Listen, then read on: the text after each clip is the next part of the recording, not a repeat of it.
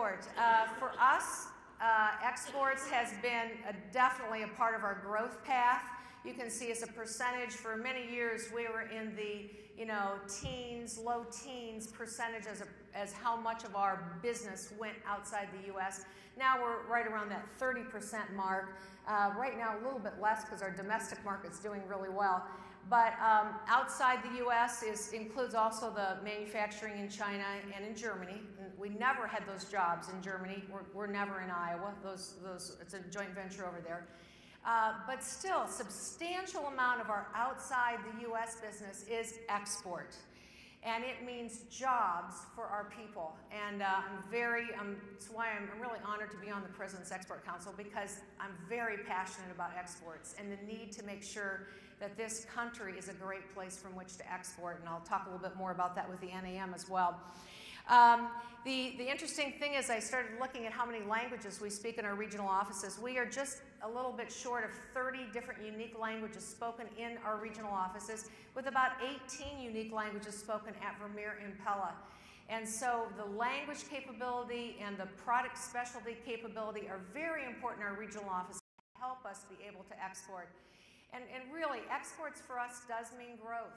It means growth, it means jobs. Most of our people understand where machines are going when they're coming off the line. They know where they're going. They know this one's going to Sweden, and this one's going to Australia, and this one's going to Brazil.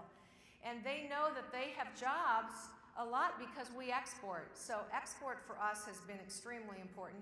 But you do need to have the right processes. There's a lot of compliance issues. We've also added a lot of people on our staff just to do a lot of the compliance issues. You need to have sometimes some variability, make some adjustments in the product, absolutely. You need the right training, and you do need the right talent around the world and in your home base as well. But exports is a great opportunity, and of course always looking at how you can improve those processes. So let me transition over to the National Association of Manufacturers and talk a little bit about the history of the NAM to start with. 1895, a group of manufacturers got together in Cincinnati, Ohio, because they were in a recession, and they knew that one thing that maybe they could do to help their companies and the country get out of recession was to be able to export products to other countries. And so that's why they started it, was to export product, manufactured product. And the NAM has now had about a 117-year history, and early on also this group called for a Department of Commerce. So the Commerce Department was a result of the NAM.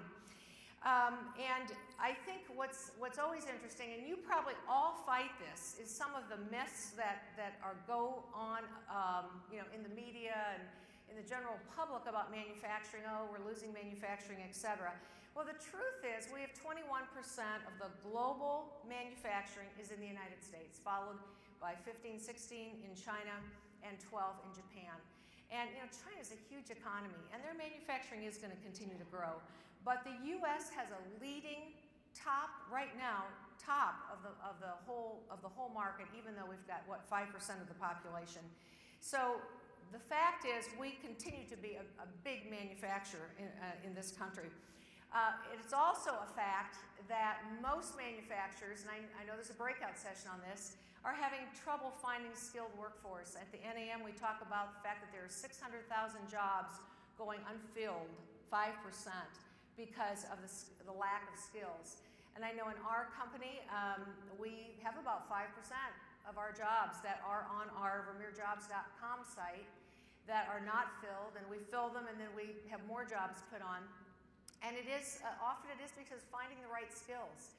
In fact, our HR people have said that only about 20% of people that apply, because we get a lot of applications, really have the skills that they need. And we're willing to train. Obviously, you need to have soft skills as well, but skills shortage is also a fact.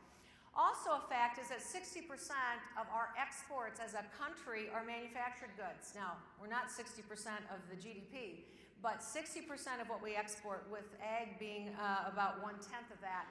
And I'm from Iowa. Iowa is a great agricultural state, and usually when I speak around the state, manufacturing is 17% of the gross state product in the state of Iowa. Actually, second, I believe, to Indiana. I think Indiana's number 1. I think Iowa's number 2.